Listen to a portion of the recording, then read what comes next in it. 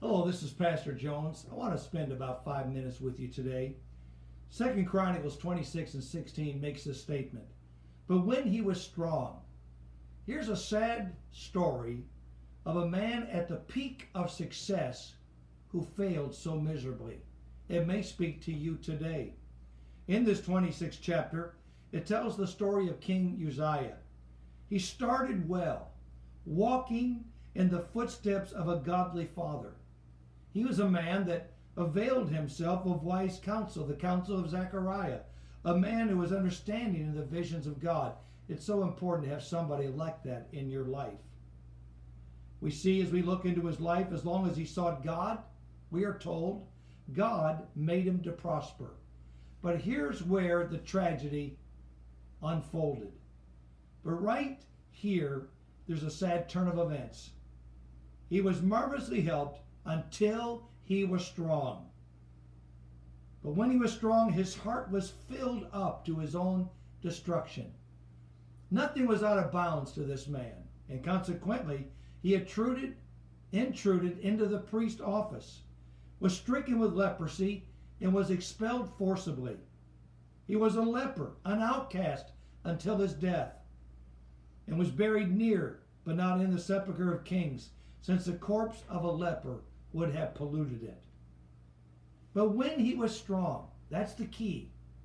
Uzziah collapsed not in a time of failure, he collapsed at a time of peak success.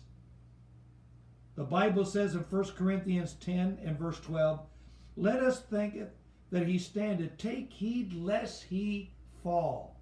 When you think you've arrived, you better stand still, because you might be headed for a real fall. When we are weak, we're likely to turn to God. We're likely to fall on God. We're liable to lean on God. It's when we think we have arrived, that we have become something, that we stop doing that, and consequently we set ourselves up for tremendous failure. Paul was strong when he was weak. Did you hear me? Paul was strong when he was weak. My friends, never perceive yourself as strong in and of yourself. Stay humble. Stay at the feet of Jesus, and God will prosper you in the way.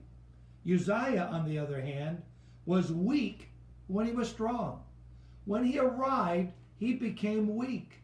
When he arrived, so to speak, he set himself up for devastation and collapse. There's no greater peril, listen to me, whether with the individual, the nation, yes, even the church, or any religious body for that fact, than the menace of prosperity and popularity. The very thing that so many strive after. The same thing that so many preachers are preaching about today. In fact, if you're not careful, this prosperity and popularity will set yourself up for a horrendous fall. My friends, I beg you today, remember Uzziah. Humble yourself and keep on going on for God. Because as long as you seek the Lord, you'll prosper. But if you think you've arrived, you could end up just like him. And I pray you don't. You have a great day. This is Pastor Jones saying, I hope to see you soon.